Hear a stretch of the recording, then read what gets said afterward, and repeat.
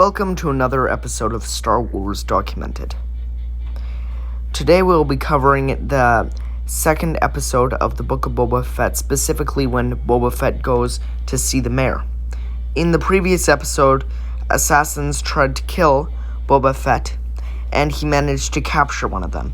And in the opening of this episode, Boba was interrogating one of the assassins. However, the assassin was highly paid, and he would not relinquish any information about who hired him, until Boba decided to drop him into the Rancor pit, however.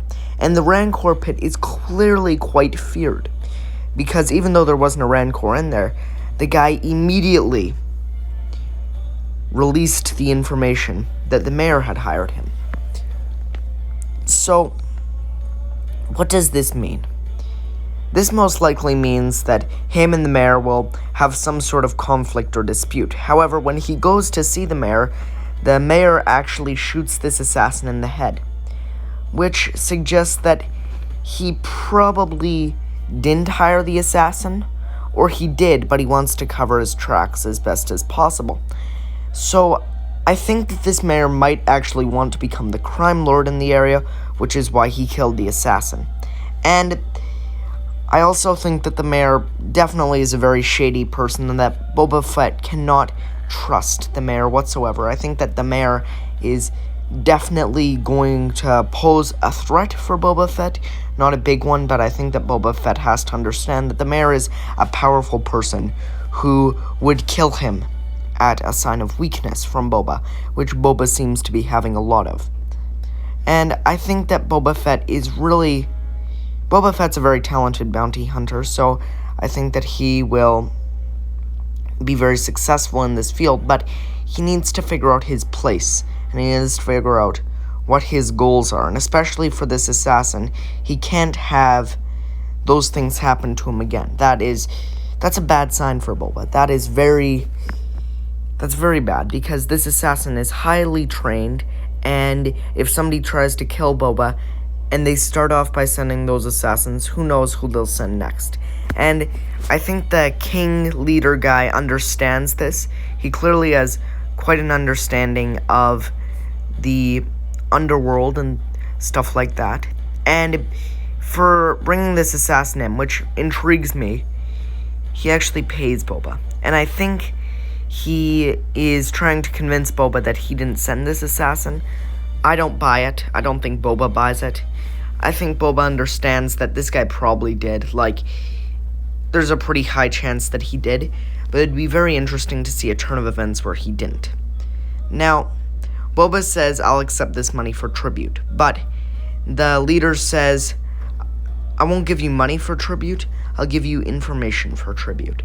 And he tells him that being a crime lord is a lot more complicated than being a bounty hunter. And this is very, very interesting, because a crime lord is a very important person, and they have to cover a diverse spectrum of things, between fighting, growing, and making alliances, along with getting jobs. It's much more difficult than even I think Boba could expect, because the job of a crime lord is to run all the crime in the area. But it's questionable whether Boba put too much on his plate. And I don't think he did. But he has to understand that he has to make a lot of alliances. And yes, he's good at that, but he has to understand fully how difficult this task is going to be. He's going to have to make alliances with people like the Pikes and other sorts of people. He's going to have to fight the Pikes if they don't want to become aligned with him, and he doesn't have the troops to fight them right now.